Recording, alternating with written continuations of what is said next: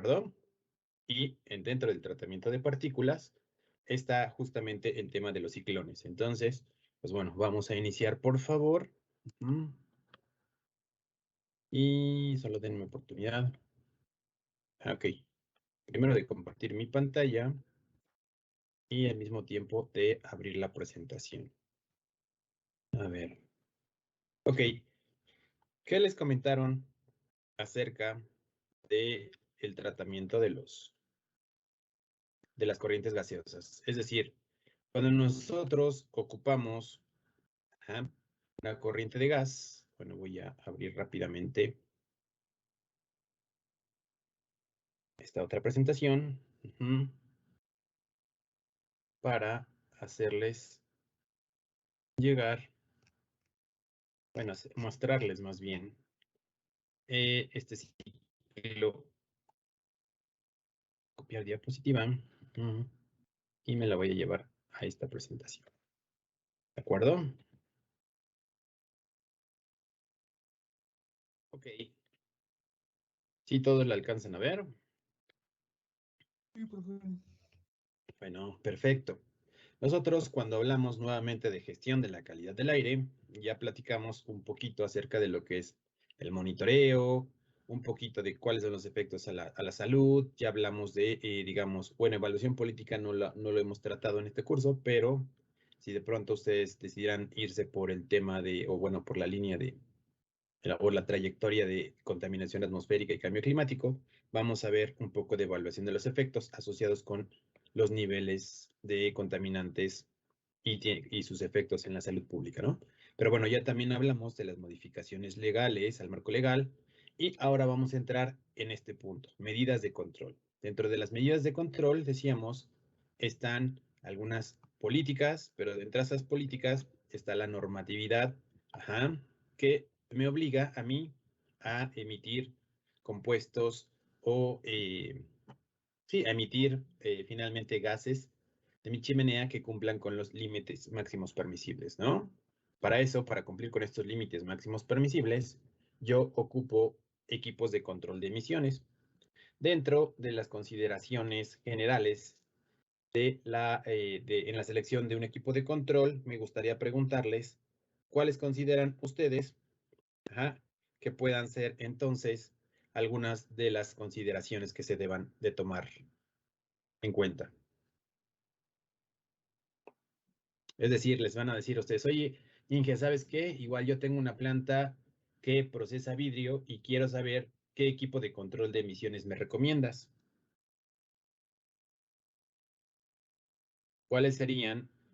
Digo, lo que comúnmente se hace es, se hace una visita de inspección y a partir de una visita de inspección ya se genera digamos, una propuesta técnica, ¿no? Ahora, dentro de esta selección de los equipos, ¿qué es lo que deberían ustedes de considerar? A ver, no los escucho mucho. Tamaño de las partículas. Ok, tamaño de las partículas.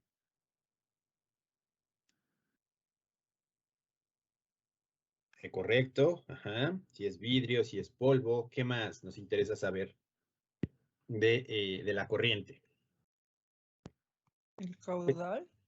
Exactamente, el caudal o el flujo, ¿por qué? Y dentro del caudal y el flujo, pues bueno, conocer ese parámetro, pero aparte, conocer qué concentración o qué carga es la que yo tengo dentro de mi corriente, qué carga de partículas, es decir, tengo un flujo, pero dentro de ese flujo hay una cantidad de partículas, por unidad de volumen, es decir, una concentración, Me interesa saber a mí cuál es el tamaño de las partículas que yo quiero tratar.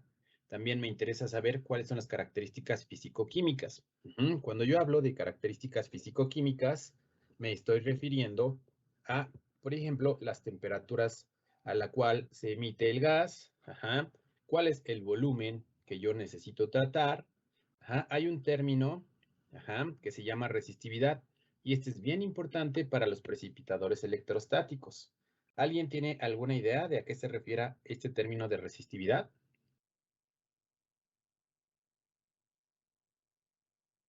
¿no? Incluso por el, digamos, el mismo nombre, la misma palabra, ¿de qué nos habla? De resistencia a algo. En este caso, es de resistencia al paso de corriente eléctrica. Ajá.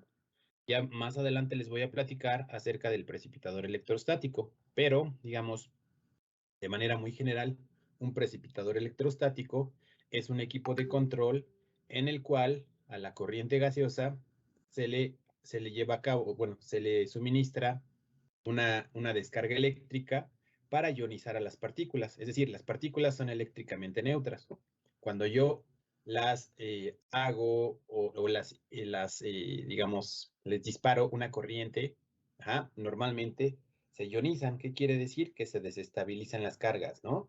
Es decir, a las partículas les agrego más electroncitos para cargarlas, y a través, dentro de mi equipo de control, dentro de mi precipitador electrostático, yo tengo cargas positivas, que son dos placas, por donde pasa mi corriente gaseosa. Entonces, por diferencia de carga, mis partículas ionizadas con carga negativa van a migrar hacia las placas y con eso yo las remuevo. ¿De acuerdo? De la corriente. Entonces, a eso se refiere este término de resistividad. Mis partículas deben tener o deben de estar en un intervalo de resistividad. ¿De acuerdo? Ahora, también necesitamos saber cuál es el tamaño del equipo, cuál es su estado físico y si es tóxico o no el material que yo voy a estar tratando. No es lo mismo remover solamente arcillas que remover, como ustedes bien comentaban, partículas de plomo, ¿no? De plomo, de arsénico. Entonces, por eso es importante conocer la composición de las partículas. Ahora, otro tema que es bien importante considerar cuando yo estoy hablando de un equipo de control, me interesa saber si lo que yo quiero remover de mi corriente lo voy a utilizar. Y pongo otra vez de ejemplo la industria cementera. En la industria cementera, lo que yo hago es, pero bueno, yo no hago, lo hacen los que se dedican a fabricar cemento. Van a, digamos, a las minas de los materiales con los cuales producen, perdón, el cemento y llevan a cabo, pues bueno, la extracción. ¿A qué me refiero con esa extracción? Pues al rompimiento, por ejemplo, a la utilización de explosivo, de material explosivo, para fracturar los cerros, las rocas, y después transportarlos hacia la fábrica. Ya dentro de la fábrica hay molinos, que prácticamente lo que hacen es reducen el tamaño a través de estos molinos, es decir, estos molinos de bola son esferas muy grandes que están siendo movidas, están siendo desplazadas dentro de un recipiente y esto favorece la disminución de tamaño de estas rocas, pero en este proceso se liberan muchas partículas, se liberan muchas partículas al ambiente, a la atmósfera. Y pues bueno, si nosotros vemos esas partículas, si nosotros no somos productores de cemento y se están de pronto generando estas partículas hacia la atmósfera, pues nosotros lo consideramos como un contaminante, ¿de acuerdo? Pero la perspectiva de aquellas personas que se dedican a fabricar el cemento, en realidad lo que están teniendo son pérdidas de materia prima, ¿de acuerdo? Entonces, de esa manera, yo sé que entonces este material lo puedo, digamos, si yo recupero este material, gano dos veces, ¿no? Primero, dejo de emitir contaminantes a la atmósfera y dejo de tener pérdidas o mermas dentro de mi mismo proceso. Entonces, por eso es bien importante saber si a mí me interesa o no recuperar ese material. Ahora, también lo que yo puedo hacer es conocer, perdónenme, conocer cuál es el espacio disponible que tengo para ubicar un equipo de control. Aquí una pregunta. ¿Tienen alguna idea de más o menos cuáles podrían ser las dimensiones de un equipo de control ya a escala industrial? Es decir, por ejemplo, un ciclón, una casa de bolsas. Digo, a lo mejor no los conocen, pero ¿qué dimensiones se les puede ocurrir que pueda tener un equipo de control de emisiones? ¿Cómo de qué tamaño creen que pueda ser? Depende de muchas cosas, pero así en promedio. Unos 6 metros de altura, o sea, y chonchos. Ok. Bueno, a ver, ¿alguna otra propuesta? Pues los ciclones, bueno, yo ese día de la práctica estuve viendo y sí hay muy grandes, o sea, sí son equipos muy grandes, ¿no?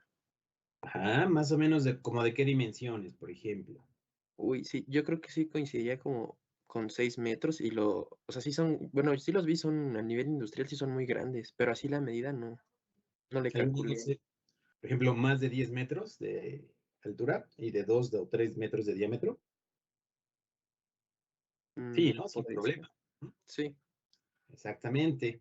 Entonces, es decir, un equipo ya de control de emisiones también requieren espacios físicos pues bastante grandes. Incluso, a ver si por aquí, denme oportunidad. Ajá. Tengo algunas fotografías de cuáles son las dimensiones de un ciclón, por ejemplo, ¿no? ¿Alcanzan a ver cuáles son las dimensiones de un ciclón? El ciclón que les comento es este, ¿de acuerdo? Entonces ya nos estamos dando cuenta cuáles son las dimensiones físicas de este ciclón. Voy a seguirle. Y por ejemplo, esto otro que vemos aquí alcanzan a ver a dos personas paradas, ¿cierto? Sí. Entonces ya nos damos una idea de cuáles son las dimensiones que pudiesen tener algunos equipos de control. Estos también dense una idea de cuáles son las dimensiones. Muy bien, ok. Entonces decíamos, por eso me interesa a mí saber cuál es el espacio que yo tengo disponible dentro de mi predio para colocar un equipo de control. También necesito saber, cuando yo selecciono un equipo de control, cuáles son la carga en peso o de concentración de un contaminante. Lo mismo, necesito identificar cuál es la velocidad de salida de la emisión y cuál es la disponibilidad en algunos casos de agua. ¿Por qué? Porque algunos equipos, como los famosos scrubbers o lavadores húmedos, que normalmente son torres, esas torres de aspersión, también son considerados equipos de remoción de contaminantes atmosféricos. Ahora, otras consideraciones adicionales también son las eficiencias. Es decir, la eficiencia en realidad yo la puedo calcular con esta ecuación, que es la carga a la entrada menos carga a la salida entre la carga a la entrada multiplicada por 100. Esa es en realidad mi eficiencia de colección o también llamada eficiencia de remoción. Pero hay un término importante que debo de considerar, o bueno, varios términos, que son, desde el punto de vista técnico, son las caídas de presión.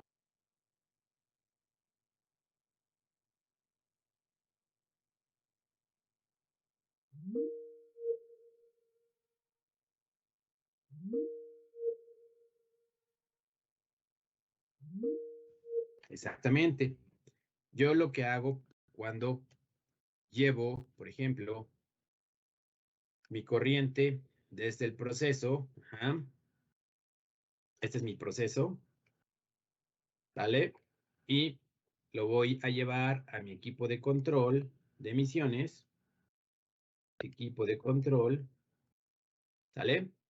Normalmente lo que hago es, lo conduzco a través de tubería, pero muchas veces esta tubería tiene que cambiar diámetros. Es decir, en el caso del ciclón, si lo vieron, yo tengo por aquí, bueno, que se los estoy dibujando.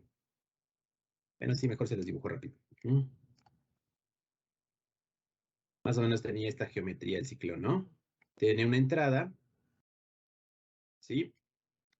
En esta entrada, pues obviamente viene de mi proceso, viene de un diámetro y tengo que hacer pasar mi corriente a través de esta entrada que es mucho más pequeña. Entonces, yo aquí tengo una presión 1 y aquí, justo en este punto, se va a presentar una presión 2. Entonces, mi delta P, es uno de los, o caídas de presión, es uno de los parámetros que debo de considerar.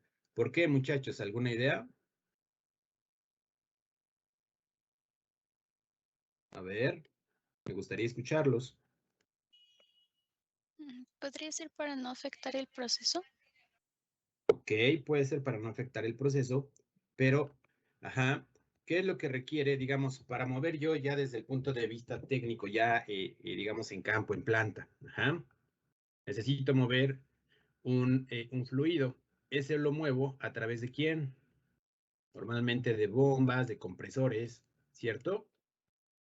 Y si digamos, si mi conducto se mantiene, digamos, en las mismas dimensiones, pues bueno, yo puedo tener de pronto, ajá, un motor a lo mejor no tan potente. Pero ¿qué es lo que pasa cuando yo encuentro una reducción desde mi proceso hasta la entrada de mi equipo de control? Pues necesito ejercer ¿quién? Más potencia, ¿cierto? Esto se refiere a que yo deba de tener un motor, un soplador con mayor potencia, es decir, normalmente los expreso en caballos de potencia o HPs, ¿de acuerdo? Entonces, ¿qué es lo que involucra el uso, digamos, o una caída de presión más alta? Obviamente, equipos más potentes. ¿Y a qué se refiere en términos de economía un motor más potente? Pues es un equipo, ¿quién? Más caro, ¿cierto? Más caro desde el punto de vista de la inversión y más caro desde el punto de vista de la operación, es decir, va a requerir más energía eléctrica, ¿sale? Entonces, pues mis costos de operación van a ser entonces mayores. ¿Sí queda claro a qué se refiere entonces caídas de presión? ¿Y por qué es un parámetro que debemos de considerar, muchachos? Sí, profe. Sí, profe. Ok, ahora, lo mismo decíamos. Si yo de pronto, ajá, y este es, digamos que el punto decisivo entre si se instala o no se instala un equipo de control, pues tengo que llevar a cabo, ¿quién?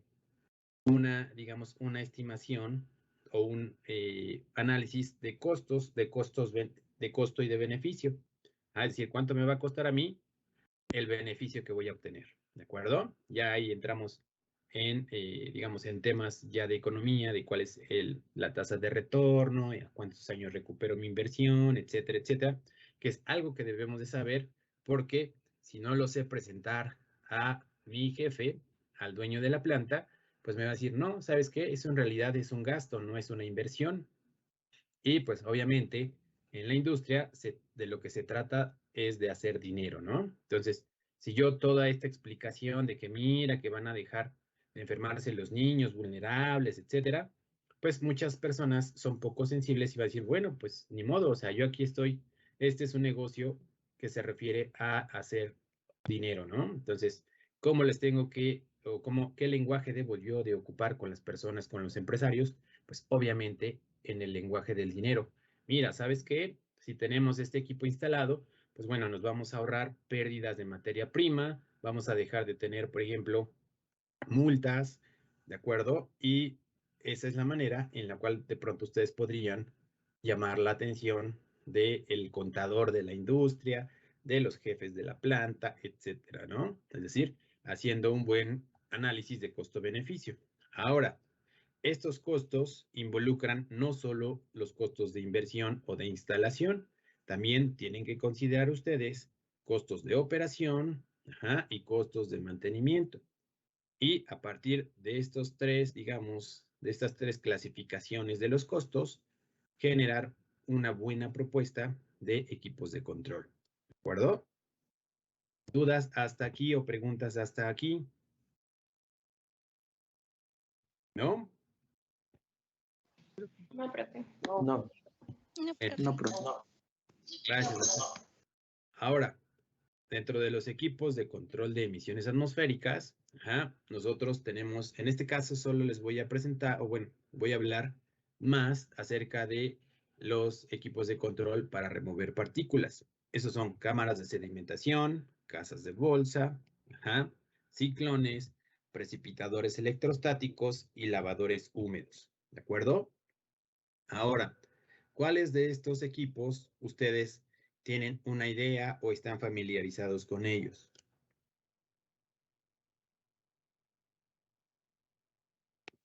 Digo, yo creo que ya ahorita, por lo menos con los ciclones, ¿no? Que fue la Con práctica las que casas de tuvieron. bolsa también. Con las casas de bolsa, ok. ¿Alguien más que conozca algún otro equipo de control de estos que aparecen en el listado?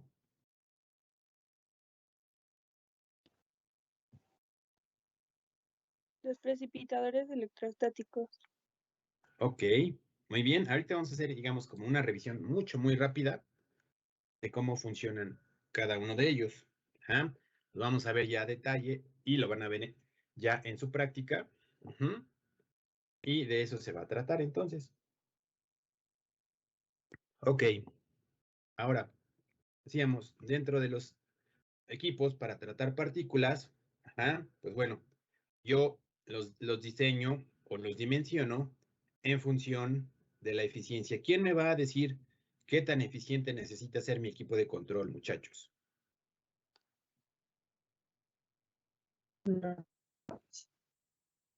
¿Quién, perdón? Las normas oficiales. Exactamente, mis límites máximos permisibles, ¿de acuerdo? Yo qué es lo que hago, digo, pues sabes que necesito hacer un diagnóstico de cuánto emites tú sin tener ningún equipo de control. Ahora, ya vi en qué porcentaje necesito reducir las emisiones de tu proceso para cumplir con los límites máximos permisibles. Entonces, la eficiencia de colección de mi equipo de control va a estar, digamos, determinada por los límites máximos permisibles. Ajá, digo, en el mejor de los casos, pues yo, ingeniero en sistemas ambientales, me interesaría que no solo cumpliera con los límites máximos permisibles, sino que me fuera todavía mucho más abajo, bueno, o mucho más arriba en mi eficiencia de colección, para que se emita la menor cantidad de contaminantes a la atmósfera. Pero bueno, eso involucra gastos o costos. Ok, entonces, ¿de qué va a depender esta eficiencia? Pues bueno, en buena parte va a depender de un parámetro que se llama el tamaño de partícula. Es decir, mi eficiencia de colección para la mayoría de los equipos va a estar en función del diámetro de la partícula. ¿De acuerdo? ¿Cómo creen que se comporte esta, digamos, cómo creen que se comportaría esta línea o esta curva o esta recta? ¿Qué será más fácil de remover? ¿Partículas pequeñas o partículas grandes? A mayor tamaño, mayor Partículas proporción. grandes. Exactamente. ¿Qué quiere decir? Pues entonces, yo voy a tener una mayor eficiencia cuando tengo, ¿quién? Partículas más grandes. ¿Cómo se comportaría entonces? En términos generales, mi eficiencia de colección. Es decir, a diámetros de partículas muy grandes, mi eficiencia puede ser alta. Pero cuando yo tengo partículas pequeñas, pues prácticamente yo voy a alcanzar eficiencias pequeñas, ¿de acuerdo? ¿Sí? ¿Queda claro? Sí, profe. Bueno, ok. Ahora también, ahorita ocupé un término llamado diámetro de partícula. Nosotros sabemos que en la realidad, muy pocas partículas, acuérdense de las PM10 y PM2.5, que en realidad muy pocas partículas son esferas. Entonces, para fines de diseño, ¿qué es lo que me interesa a mí hacer? De alguna manera, ocupar un término llamado diámetro aerodinámico. Y a ver, lean este texto y me lo explican en sus palabras qué es lo que entienden.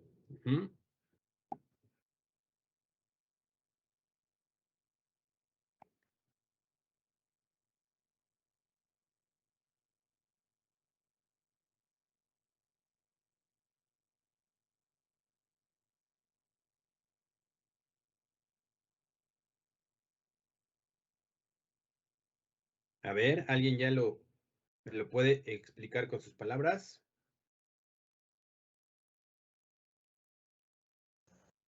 Es un ajuste que se hace.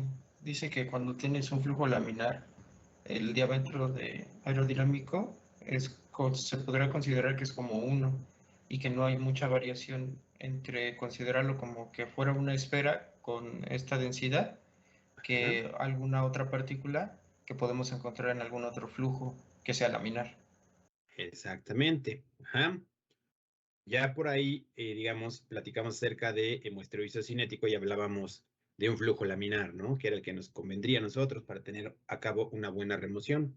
Ahora, ya cuando se trata de hacer el dimensionamiento de equipos de control, pues yo hablo acerca de los diámetros aerodinámicos, que como dice su compañero, es una idealización de las partículas que yo pueda tener en una corriente gaseosa, ¿no? Es decir, yo puedo tener partículas que para nada se parezcan a una esfera, sin embargo, yo asumo que este diámetro de partícula es en realidad, digamos, una esfera, ¿no? Ahora, ¿cómo va o de qué va a depender la selección de un diámetro de partícula para digamos, para ocupar un buen dimensionamiento? Pues de qué tamaño de partícula tenga un mayor, digamos, una mayor contribución en masa o en peso. Te los explico nuevamente. Déjenme cerrar esto. Es decir, yo cuando tengo de pronto una corriente gaseosa, lo que voy a hacer es voy a dibujar lo siguiente. Mi diámetro de partícula contra su contribución porcentual en masa. ¿De acuerdo? ¿Y qué es lo que voy a obtener? Normalmente lo que yo obtendría, pues bueno, es que puedo, dependiendo del origen de la corriente, puedo tener, digamos, este comportamiento. Puedo tener un comportamiento bimodal. ¿Vale? ¿A qué se refiere esto? En que prácticamente mi corriente tiene diámetros, supongamos aquí son 80 micras, ¿no? ¿Sale? Estas son 60 micras. Y estas son 20 micras. En función de quién, perdón, 20 micras, ¿no? Bueno, no 20%, sino 20 micras. En función de quién ustedes diseñarían su equipo de control. ¿Al de 20? Igual concuerdo. Al ¿Sí? de 70. Ok, bueno, digamos, este es el caso 1, ¿vale? Y este es el caso 2. ¿Por qué? ¿Por qué al de 20? Bueno, digo, obviamente, pues el de 20, si yo remuevo las partículas de 20, pues en automático remuevo ¿quiénes? Las de 80, ¿cierto? Pero Sí. ¿qué es lo que pasa ya en términos de dimensionamiento, en términos de costos? A mí me va a salir mucho más caro, de pronto, dimensionar un equipo que trabaje o seleccionar un equipo que trabaje y que me remueva partículas de 20 micras. En este caso, ¿quién sería el criterio? En tamaño. Pues aquel que tenga una mayor contribución en masa. Sí, o sea, ok, el tamaño es bien importante y decíamos, entre más pequeño sea, digamos, mi equipo, perdón, entre más pequeño sea mi diámetro, va a ser más difícil removerlo. Entonces, yo necesito invertir en equipo más potente, en dimensiones más grandes, y eso de pronto, digamos, ya desde el punto de vista de costo-beneficio de la ingeniería, pues obviamente ya no, digamos, ya no sería una opción viable. ¿De acuerdo? Entonces, ¿qué es lo que se hace? Pues se selecciona aquel diámetro de partícula que tenga una mayor contribución en peso o en masa dentro de mi corriente. ¿Sí? Digo, y esto es desafortunado, pero bueno, eso ocurre en la realidad, ¿no? O sea, yo esperaría seleccionar un equipo de estas dimensiones, bueno, que remueva partículas muy pequeñas, porque en automático me removería estas más grandes. Pero ¿cuál es la contribución que tienen estas? Pues es muy pequeñas comparadas con estas otras que son más grandes, ¿de acuerdo? Entonces el criterio de selección va a ser justamente aquel diámetro de aquel diámetro de partícula que tenga una mayor contribución en masa. Sí, me explico, muchachos. Esto es para el caso 1. Para el caso 2, pues no hay, digamos, no hay como que mucho que seleccionar, bueno, mucho que pensarle, ¿no? En realidad, pues este es el diámetro de partícula que tiene una mayor contribución en peso, y pues yo trabajaría sobre o dimensionando un equipo que me pueda remover partículas de 60 micrómetros. ¿Sí queda claro? Sí. Sí. Bueno, ¿o dudas hasta aquí? ¿Alguien que tenga alguna duda que no haya quedado claro? ¿No? Bueno, listo. Entonces, por eso yo tengo que definir ¿quién? Mi diámetro aerodinámico. Ajá. Ahora, estos son los equipos o son los diámetros, digamos, que común los diferentes equipos, es decir, partículas con diámetros aerodinámicos mayores a 60 micras se utilizan en lo que son las cámaras de sedimentación, ¿de acuerdo? Para partículas con diámetros aerodinámicos mayores a 10 micras se ocupan los ciclones, o bueno, dicho de otra manera, yo puedo remover partículas hasta de 5 micras utilizando, lavadores húmedos, también conocidos como scrubbers. Yo puedo remover partículas de 5 diámetros de tamaño o de diámetro aerodinámico mediante caza de bolsas o precipitadores electrostáticos.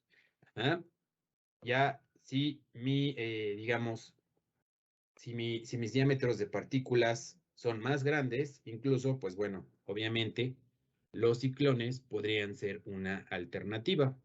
Puede remover diámetros de partícula de 10 micras hacia arriba, y las cámaras de sedimentación, si ustedes se pueden dar cuenta, pues bueno, ya son los equipos, digamos, menos aptos para remover partículas pequeñas. Solo puedo remover de 60 micras hacia arriba, ¿de acuerdo?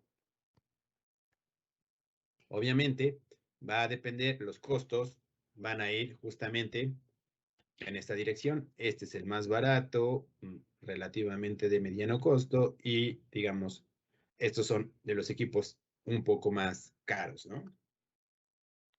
Ahora ya vamos a entrar a la parte de ciclones. A ver, ¿quién me explica cómo funciona un ciclón? Ya se los explicaron ahí a los profesores de la práctica. A ver, ¿quién me ayuda a explicar cómo funciona un ciclón?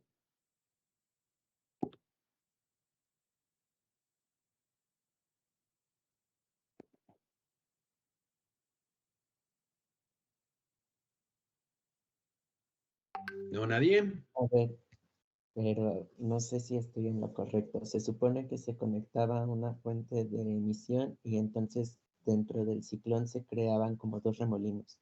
Uno, digamos que como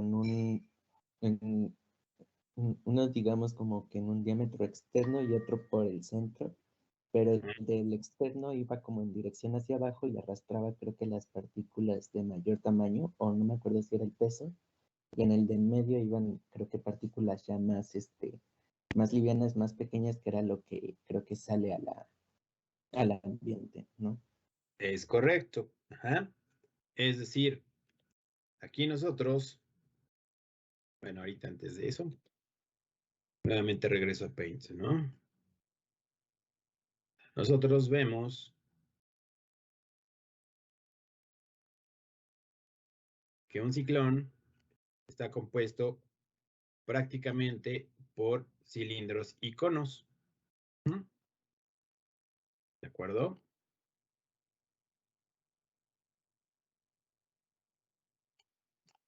Ahora, ¿por dónde entra el gas sucio y por dónde sale el gas limpio?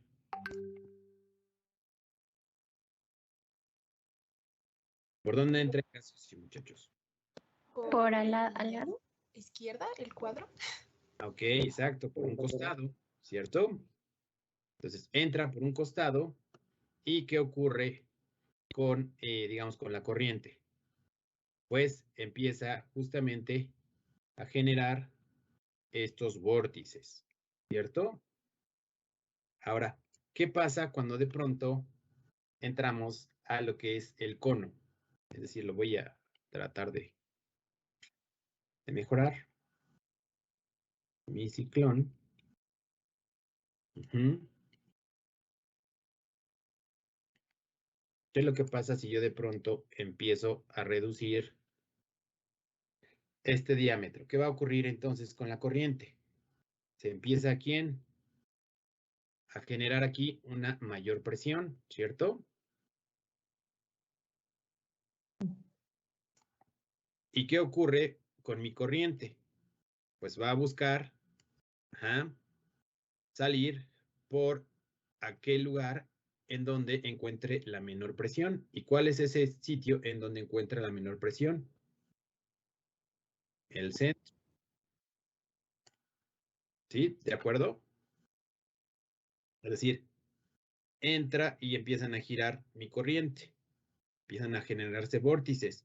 Y ya en el cono, ¿qué ocurrió? Se empieza a reducir digamos, este área de sección transversal y empieza a aumentar la presión. ¿Y qué es lo que va a hacer la corriente? Pues obviamente va a circular en donde encuentre la menor oposición a su paso. ¿Y dónde es ese sitio? Justamente lo llamaríamos nosotros el centro digamos, el equivalente en meteorología, lo que sería al ojo del huracán, pues. ¿De acuerdo? Entonces, el aire o el gas sucio entra por un costado y sale limpio en la parte superior. Ahora, eso es lo que pasa con la corriente gaseosa. Pero ¿qué pasa con las partículas? ¿Qué fuerza se aprovecha para remover a las partículas de la corriente gaseosa? La centrífuga. ¿Centrífuga o centrípeta? A ver, ¿cuál es la diferencia entre ambas? Que la centrífuga expulsa y la centrípeta atrae al centro, ¿no? Exactamente. Es decir, la fuerza centrífuga tiene o aplica su fuerza hacia el exterior, desde la centrífuga. Bueno, esta es la fuerza centrífuga. Y la centrípeta va hacia el centro. En este caso, ¿cuál es la que aprovechamos? La centrífuga, que va hacia afuera. Es lo mismo que si yo tomo, digamos, alguna persona y la empiezo a dar de vueltas, de vueltas, de vueltas, de vueltas, de vueltas, y lo suelto. ¡Puf! ¿Qué va a pasar con esta persona? Bueno, no quiero ser tan malo, pues. ¿Qué pasa si yo ocupo esto? Pues, que lo mismo pasa con estas, ¿cómo le llaman? Ay, híjoles. Estas armas que tomaban una bolita y la aventaban. ¿Cómo se llaman? ¿Tienen alguna idea, muchachos? Onda. Exacto, Una onda. ¿no? Exacto. Pasaría algo similar con la onda, ¿no? ¿Vale? Yo empiezo a girarla, girarla, girarla. Si la suelto, de pronto, pues va a, digamos, a chocar. En este caso, las partículas, al hacer estos vórtices, van a chocar ¿con quién? Con la pared interna de mi ciclón.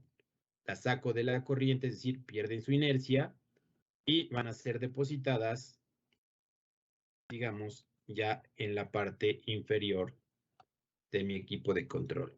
Es así como funcionarían los ciclones.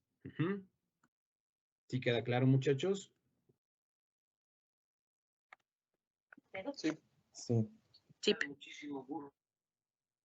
Bueno, ok.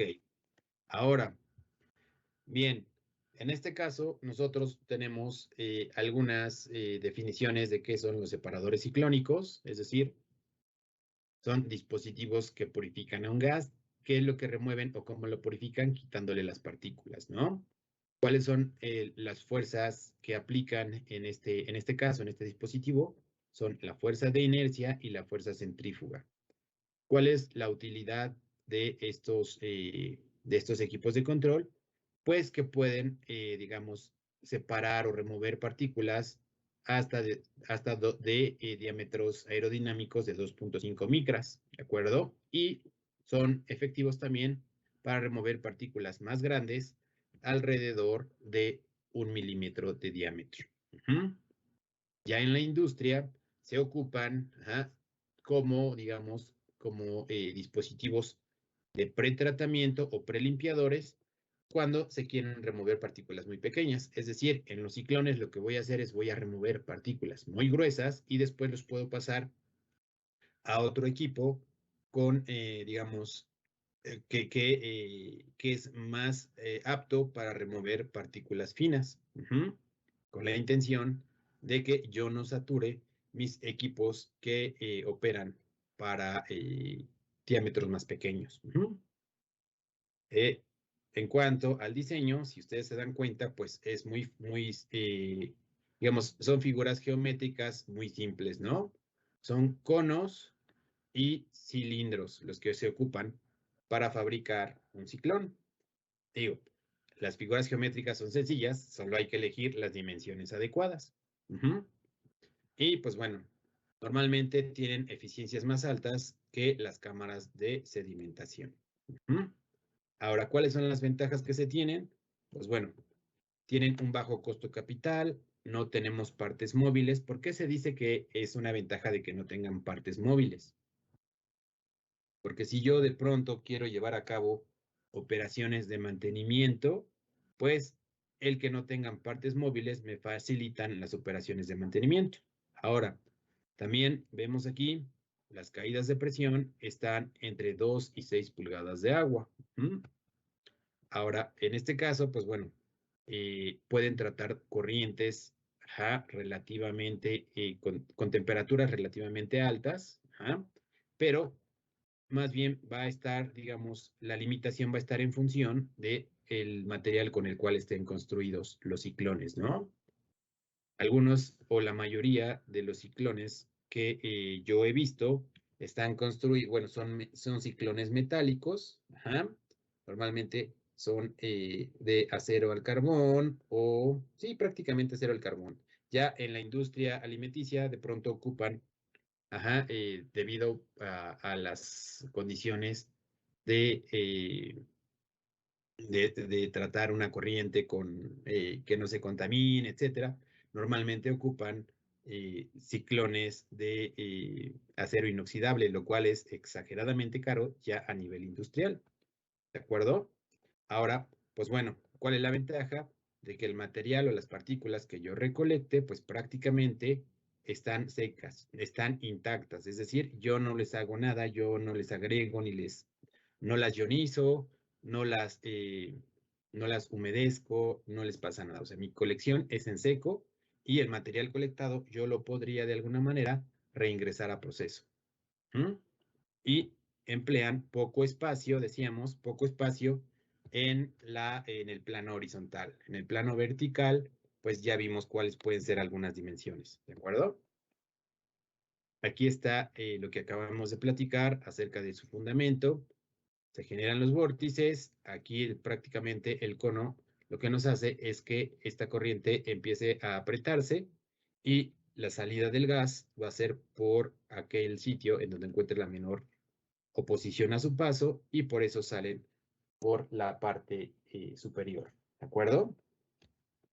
Bueno, ¿cuáles son, digamos, las características típicas de operación para ciclones industriales? Pues bueno, manejan flujos desde 1000 hasta 25,000 CFMs. ¿Qué son CFMs, muchachos?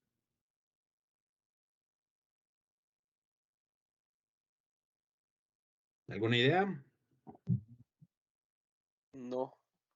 No. A ver, si dice que es un flujo, ¿qué esperaríamos que tuvieran? ¿Qué son las CFMs? Serían pies, bueno, si mal no recuerdo, son pies cúbicos por minuto. Es correcto. Ajá. CFMs se refieren a cubic feet per minute, ¿de acuerdo? O su traducción, pies cúbicos por minuto. Pero es bien común que ustedes encuentren en la bibliografía, ajá, las CFMs. Incluso de pronto cuando en algún momento ustedes solicitan cotización, te van a preguntar, bueno, ¿y de cuántos CFMs quieres tu motor, tu soplador, lo que sea, ¿no? ¿De acuerdo? Pero se refieren a pies cúbicos por minuto. Pueden soportar temperaturas de hasta los 500 grados Celsius, digamos, a reserva de que se especifique de qué material está construido mi ciclón, y pueden tener cargas desde 2.3 hasta 230 gramos sobre metro cúbico, ¿de acuerdo? Sus caídas de presión están alrededor, decíamos, de entre 3 y 6 pulgadas de agua. Ahora, vamos a hacer más adelante algunos ejercicios que nos indican que los ciclones pueden tener, digamos, eficiencias más altas cuando tienen una carga de contaminantes más alta. ¿De acuerdo? Ok, ahora vamos a hacer lo siguiente. Hay diferentes entradas de los ciclones. El que ustedes conocieron se llama un ciclón con entrada tangencial. Y son de los más comunes. Es decir, esta vista que tenemos aquí abajo se refiere a una vista aérea. ¿De acuerdo? Es decir, una entrada tangencial, pues como su nombre lo dice, entra por un costado. La corriente, y esto es lo que favorece la formación del vórtice. Entra la corriente y se forma el vórtice. Ahora, también en este caso tenemos otra entrada que es la entrada axial, ¿de acuerdo? ¿Alguien tiene alguna idea de cómo funciona? A ver, los escucho. Pues se me imagina como un ventilador, ¿no? O como una turbina. Efectivamente, sería como un ventilador o una turbina. Es decir, una turbina que se mantiene fija.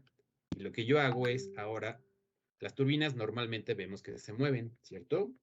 En este caso, lo que sería el equivalente a una turbina, se mantiene fija. Y si yo empiezo a alimentar aire desde aquí, lo que voy a favorecer es que el aire empiece a girar y se formen los vórtices. ¿Sí queda claro? Sí, profe. Ok.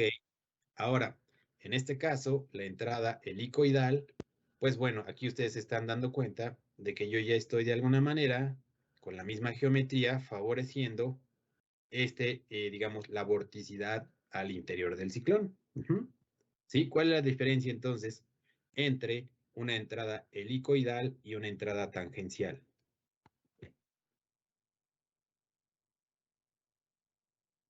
A ver, alguien que me ayude.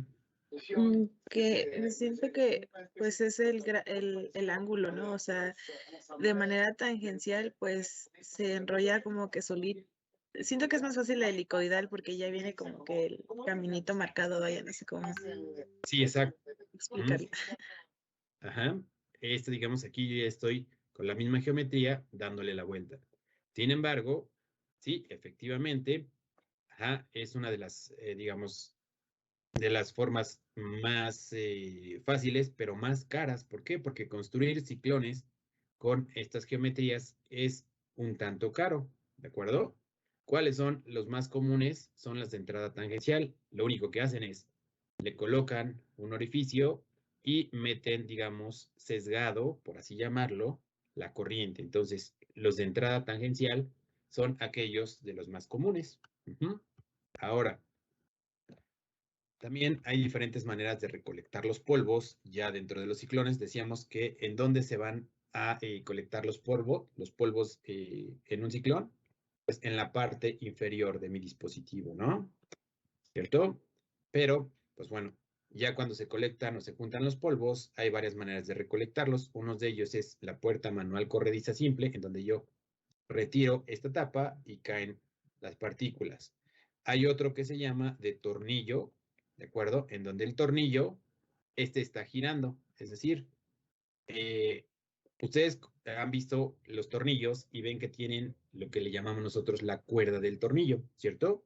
Si yo empiezo a girar este tornillo sin fin, lo que voy a hacer es favorecer que estas partículas cuando caen sean desplazadas hacia un costado. ¿Sí queda claro o no, muchachos? Sí, Sí, profe. Ok, listo. Hay otras entradas, bueno, hay otra manera de recolectar lo que es la válvula rotatoria. En este caso, empieza a Sí, caer. profe. Sí, ok, gracias. Empieza a caer las partículas y esta, digamos, esta serie de puertas giratorias empiezan a generar justamente el desplazamiento porque el mismo peso de las partículas provoca o promueve el giro de esta válvula, ¿no? Y válvula automática abatible, en este caso las partículas empiezan a depositarse y cuando llega, digamos, a colectarse una cantidad, un peso suficiente de partículas, esta puerta se abate a través, digamos, de un resorte. Y van depositándose hacia la parte inferior. Ahora, aquí en este caso, ¿cuál suponen ustedes que pueda ser el mecanismo de limpieza? ¿Por dónde entra y por dónde sale la corriente limpia y sucia?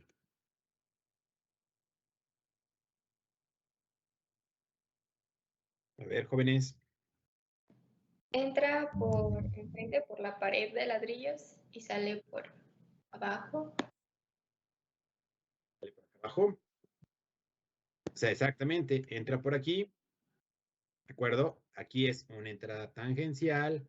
Gira, gira. Aquí se colectan las partículas. Ajá, y el aire limpio ya sale por la parte superior y es, digamos, es ayudado con este soplador, ¿de acuerdo?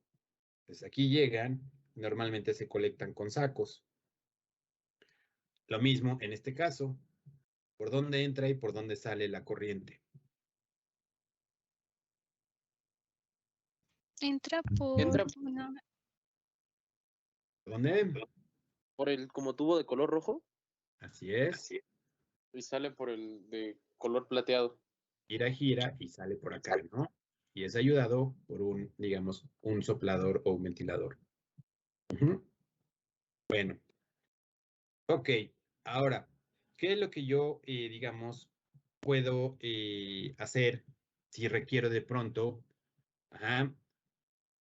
arreglos, o bueno, más bien, si yo necesito tener una alta eficiencia ocupando ciclones, ¿qué arreglo podría yo tener?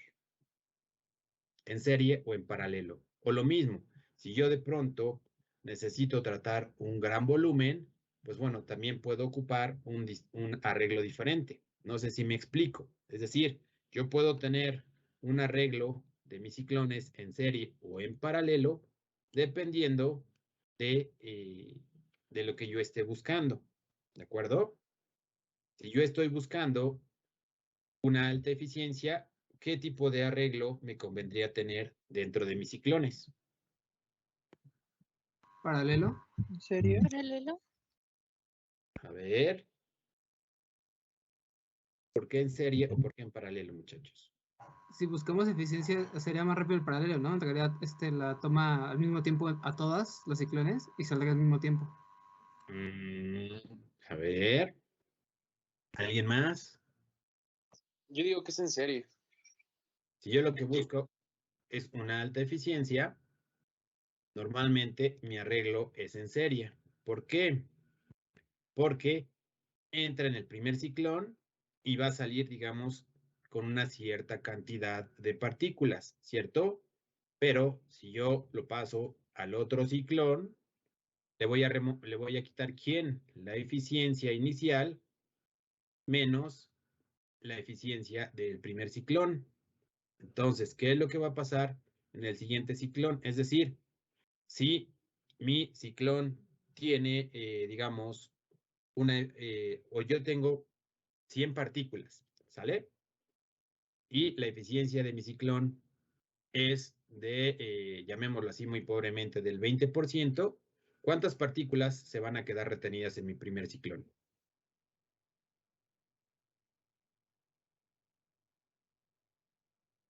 ¿Sí? ¿Sí me explico? Es decir, yo tengo 100 partículas y yo sé que este arreglo, digamos que estas dimensiones de este ciclón tiene una eficiencia de remoción del 20%. Entonces, entran mis 100 partículas y ¿cuántas partículas van a salir? De mi primer 80. 80. Luego, ¿qué pasa cuando yo lo hago pasar después por el siguiente ciclón? ¿Cuántas van a tener? ¿Cuántas partículas salen? 60. 64. 64. Ah, híjole, bueno, ¿por qué? ¿Remueve solo el 20%? Ajá, exactamente. Tengo 100 y aquí salieron 20, ¿no? Perdón, aquí se quedaron 20 y salieron 80. De estas 80, igual se quedaron otras 20 aquí. ¿Cuántas tengo? 60, ¿no? ¿Vale? De estas 60 entran en mi ciclón y ¿cuántas salen entonces? 40. 51 puntos. Casi, ándale, casi. Ajá.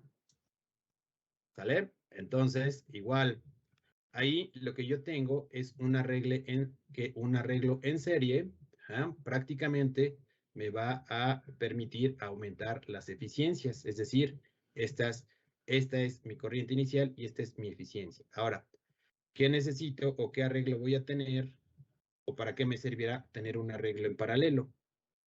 Cuando yo necesito tratar grandes volúmenes, es decir, si yo tengo un volumen muy grande, no lo voy a poder meter en un ciclón, ¿cierto?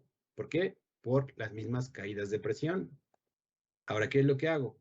Pues los distribuyo de manera, digamos, simultánea a través de varios ciclones. Y con esto, yo entonces lo que gano es que puedo tratar corrientes muy grandes con un arreglo en paralelo. ¿Sí queda claro? Sí. Bueno, ok. Ahora, ¿cómo estarían conectados estos ciclones? ¿Mandé? Perdón. ¿Cómo había dicho lo de paralelo? Ajá. Es decir, si yo tengo una corriente, un gasto volumétrico a tratar que es muy grande, ajá, la misma, digamos, esta misma entrada no me va a permitir, debido a que es muy pequeña, no me va a permitir meter, digamos, todo mi gasto a un solo ciclón. ¿Qué es lo que tengo que hacer? Toda esta corriente o este gasto tan grande lo tengo que repartir de manera simultánea en varios ciclones. ¿De acuerdo? Sí, profesor, gracias. ¿No de qué? Ahora, ¿cuál sería, digamos, el arreglo o cómo estarían conectadas las líneas entre un ciclón y el otro? Pues la salida de uno estaría conectada a la entrada de otro, en la de serie. Exactamente, es decir, en este caso, ajá, entran digamos, por un costado, salen por la parte superior y vuelven a entrar a un costado, salen por la parte superior. Y en el caso de un arreglo en paralelo, ajá, prácticamente de manera simultánea, esta línea conecta a todos y cada uno de de las entradas, ¿de acuerdo? ¿Sí, muchachos? Obviamente la salida, pues, también va a ser de manera simultánea en una línea que conecta a los tres ciclones. ¿Sí queda claro? Sí, profesor. Sí, profe. ¿No? Ok, a ver, veamos. ¿Qué tipo de arreglo es el que tendríamos aquí? Digo, es una foto que a lo mejor no nos ayuda mucho, pero tal vez al momento de que veamos la conexión de salida nos pueda indicar qué tipo de arreglo sería. Paralelo. Es en serie, ¿no? Paralelo, ¿no? Paralelo. En paralelo. ¿Por qué en paralelo?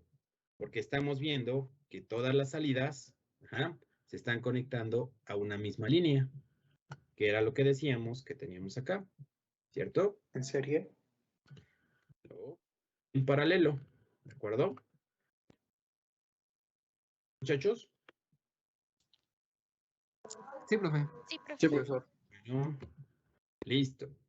Ahora, estos son algunos otros arreglos que se refieren justamente a un arreglo en paralelo de multiciclones, ¿de acuerdo? Esto es ya cuando tenemos corrientes muy, muy grandes. Lo que se hace es de una misma, digamos, de un mismo, de una misma tubería, se alimentan de manera simultánea a muchos cicloncitos, que es un arreglo en paralelo, ¿de acuerdo? Profesor, Sí. y por ejemplo, ese que era muy grande, ¿como para qué industrias ya se estarían utilizando? Normalmente son para industrias mineras. ¿De acuerdo? Ahí tienen, digamos, bueno, corrientes o caudales muy grandes también.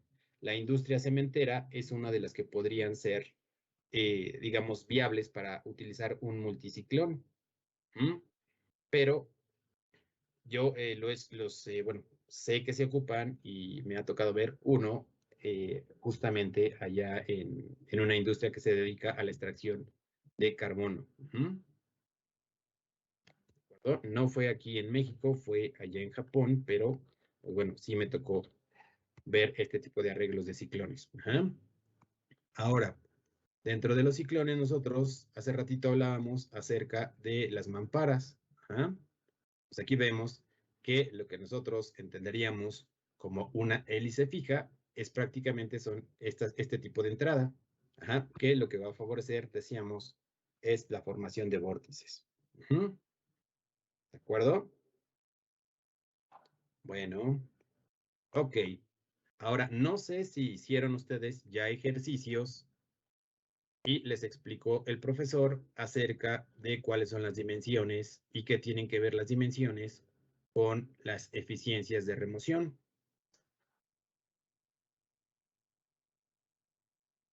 ¿Sí se los platicó el prof? ¿No, muchachos? Perdón, ¿sí o no? Sí, pero la verdad no recuerdo muy bien. Ok, listo. Vamos a hacer digamos, un repaso muy rápido. ¿Qué es lo que necesito saber? Cuando yo tengo un ciclón, aquí nosotros alcanzamos a ver ciclones de alta eficiencia, ciclones convencionales y ciclones de alto rendimiento o de alto flujo también.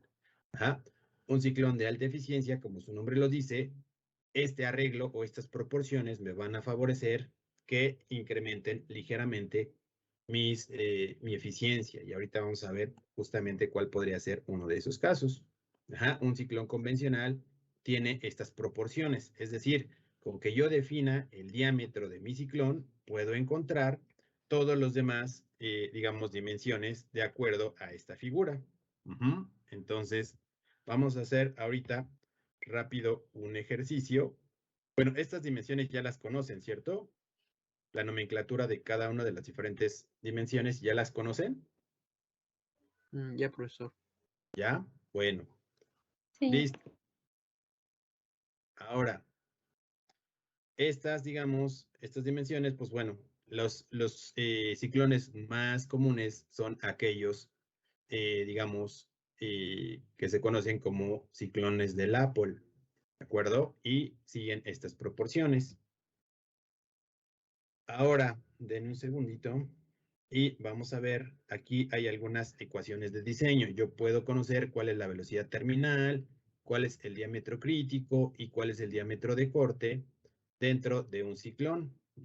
Y puedo saber cuál es el número de vueltas. Ahora, también ya explicó con el profe, ya les explicaron digamos, qué importancia tiene el número de vueltas en un ciclón.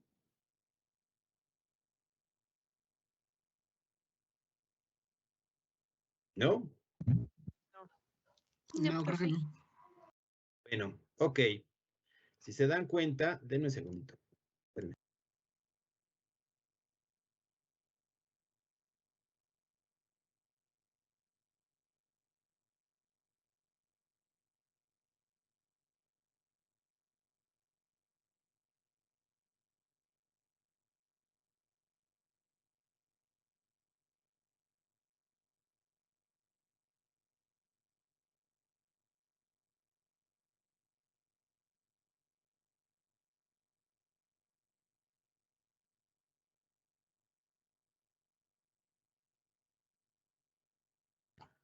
Listo, jóvenes. Ok.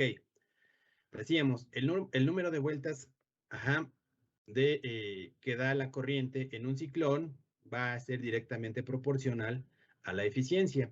Si se dan cuenta, el número de vueltas, ¿cuál es la ecuación? Es 1 entre la altura. La altura h, ¿quién es h? ¿Se acuerdan?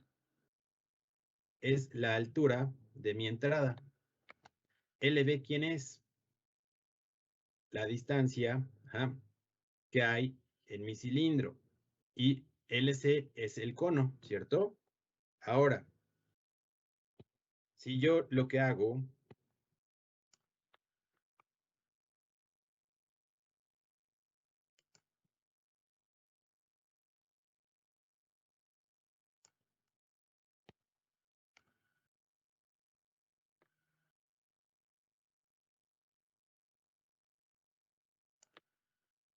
si yo lo que hago es que tomo esta distancia h, ¿cierto?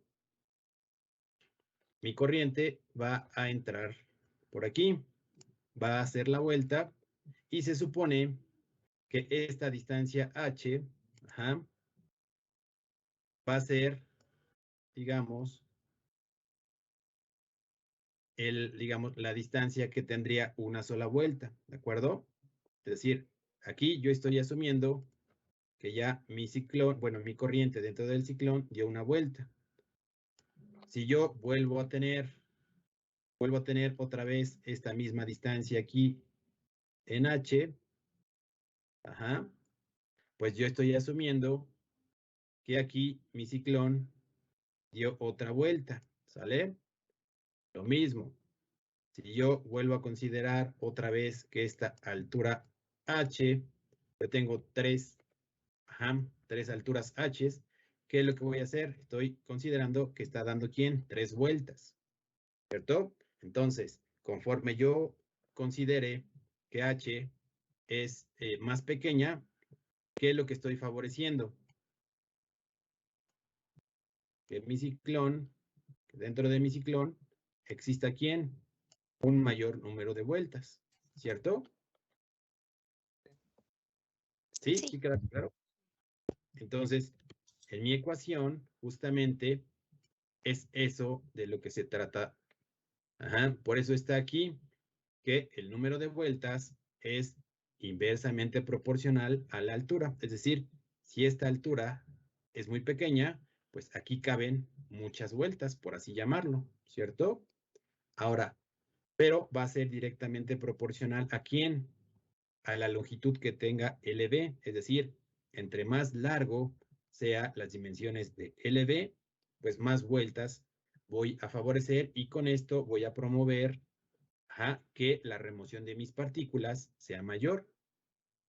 ¿Y qué dice LC? ¿Por qué está LC entre 2? Si ustedes, digamos, o si nosotros de pronto asumimos que esto es un cono, pues podría ser ¿quién? Un rectángulo a la mitad, ¿sale? Entonces, mi número de vueltas va a ser ¿quién? Directamente proporcional a mi eficiencia, que es lo que veo yo aquí adelante. ¿Ven? Ahorita vamos a ver que dentro de las ecuaciones de diseño de un ciclón está la velocidad terminal. ¿Qué es la velocidad terminal, muchachos? Yo estoy hablando de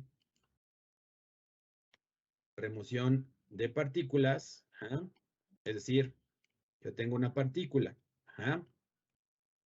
y tengo, por ejemplo, lo que es la velocidad del gas y una velocidad terminal. Es decir, la velocidad terminal está, digamos, actuando en la vertical para ser removida de mi corriente, mientras que la velocidad del gas está actuando en el eje horizontal.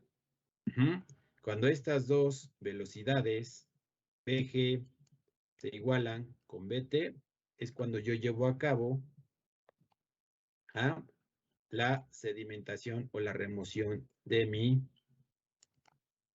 partícula, ¿de acuerdo? Entonces, la velocidad terminal es en realidad directamente proporcional a a mi eficiencia. ¿Por qué? Porque si mi velocidad terminal es muy alta, se refiere a que rápidamente mi partícula va a salir de la corriente. Ahora, ¿qué tiene que ver o qué variables están involucradas con mi velocidad terminal? El diámetro de partícula, ¿no? ¿Vale? Decíamos, si yo tengo partículas muy grandes, van a ser rápidamente removidas de mi corriente gaseosa. Es decir, mi velocidad terminal va a ser más alta o va a ser directamente proporcional al cuadrado de mi diámetro de partícula, ¿cierto? Lo mismo, si la densidad de mi partícula es muy grande, pues obviamente mi velocidad terminal va a ser ¿quién? También directamente proporcional. ¿De acuerdo?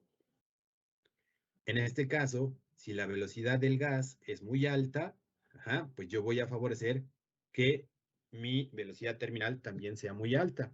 ¿Por qué? Porque aquí estamos hablando de que el mecanismo de formación que yo estoy ocupando es la fuerza centrífuga, ¿cierto? Entonces, entre más rápido entre mi corriente de gas al dispositivo, la fuerza centrífuga, se va a encargar de remover a mis partículas, que es el caso contrario, y bueno, que ahorita ya no nos tocó ver o ya no lo vieron con el profesor, pero sí vamos a dar un repaso muy rápido, que en una cámara de sedimentación, cuando nosotros tenemos una cámara de sedimentación, que son otros dispositivos, ¿de acuerdo? En donde prácticamente lo que yo voy a tener es la entrada de gas, ¿de acuerdo? Y únicamente por la acción de la gravedad, mis partículas van a caer, van a ser removidas. Entonces, en este caso, ¿qué es lo que yo tendría que favorecer? Que mi velocidad del gas como sea alta o pequeña, para que se lleven a cabo una rápida remoción. ¿Pequeña? Exacto. Sí, exactamente. Si mi corriente entra, digamos, con una velocidad pequeña, pues yo voy a favorecer que mi velocidad terminal, ¿vale?, sea alta, es decir, que sean rápidamente removidos de la corriente gaseosa. ¿Qué es lo que pasa si mi velocidad del gas es muy alta? ¿Cómo tendría yo que dimensionar mi cámara de sedimentación? Pues cada vez, ¿quién?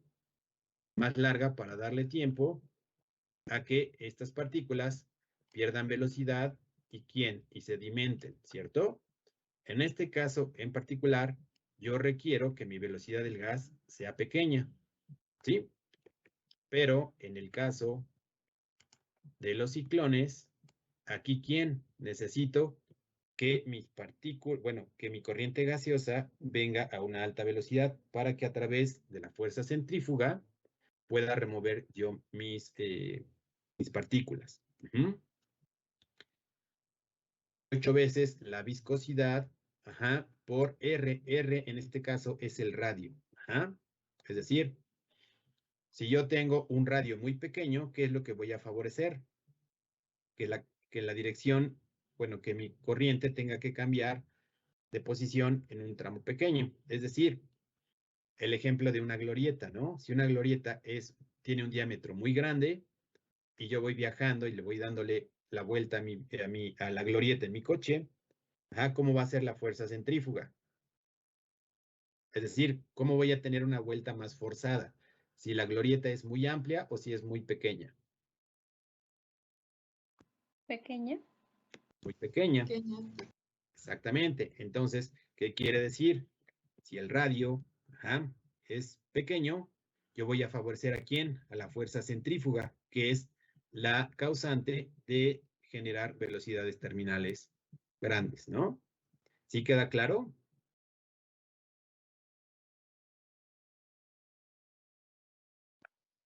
Pues no del todo, muchachos. Sí. Sí, pero... No, sí. Perfecto. Ahora, hay dos, dos terminologías que debemos de considerar. Diámetro crítico, que es aquel diámetro de partícula bajo ciertas condiciones que se puede remover con un 100% de eficiencia. ¿De acuerdo? Y hay otro que es diámetro de corte, que es aquel diámetro de partícula dentro de una corriente que puede ser removido con el 50% de eficiencia. ¿De acuerdo? Ahora, para poder calcular la eficiencia dentro de una corriente, yo tengo esta relación, tengo eficiencia parcial para un diámetro de partícula determinado en función de mi diámetro de corte, ¿de acuerdo? Esta es mi eficiencia parcial para digamos, para un intervalo de tamaño de partícula. Entonces, a partir de digamos, de esta eficiencia fraccional, yo la tengo que multiplicar por mi porcentaje en masa y con eso puedo calcular la eficiencia total. No sé si ustedes hicieron algún ejercicio ya en la parte práctica de trabajar con una corriente. ¿Sí o no, muchachos? La hicimos, pero como que tampoco el profesor dijo mucho. Entonces quedamos confundiditos. Un poco confundido. Bueno, no se preocupen. Ojo, también algo importante que se me olvidó mencionarles. Bueno, ya estamos prácticamente a 8 minutos de terminar la clase. Entonces vamos a dejarlo hasta aquí. Lo que hemos revisado hasta el momento, ¿ha quedado claro, muchachos? ¿O hay algunas dudas? Creo que sí está claro. ¿Sí? Todo bien. ¿La W Sí, qué profe. significa? ¿Mandé? ¿La W qué significaba? Perdón. W es el ancho de entrada. Ajá. Que aparece aquí. Ay, de cierto, no aparece aquí. W es el ancho dentro de las dimensiones de mi ciclón. Es esta W. ¿Vale? Sí, gracias. Muy bien.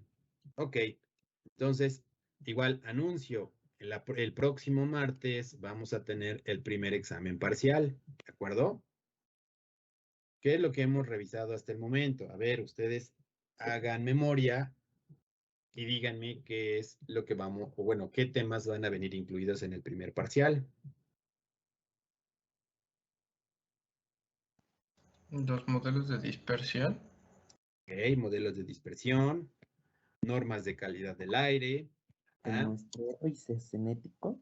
muestreo isocinético, conversiones de unidades de partes por millón a microgramos sobre metro cúbico, algunas, digamos, principios de operación de los equipos de monitoreo de la calidad del aire, ¿de acuerdo? Entonces, esos son los temas que van a venir incluidos en el examen que que les voy a aplicar el próximo martes.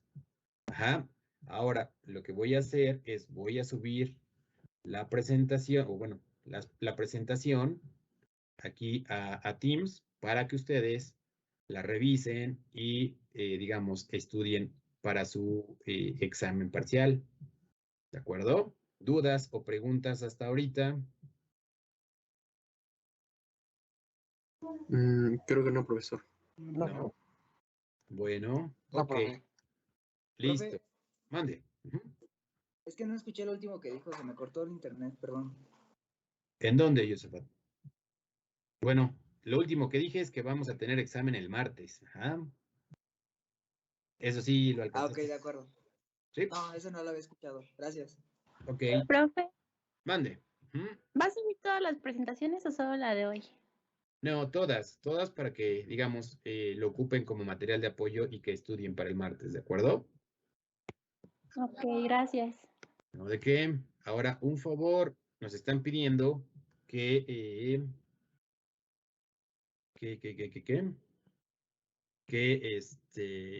que hagamos un informe de actividades y nos piden que tengamos evidencias. Entonces les voy a pedir que por favor todos enciendan sus cámaras. Voy a hacer una captura de pantalla y esa va a ser mi evidencia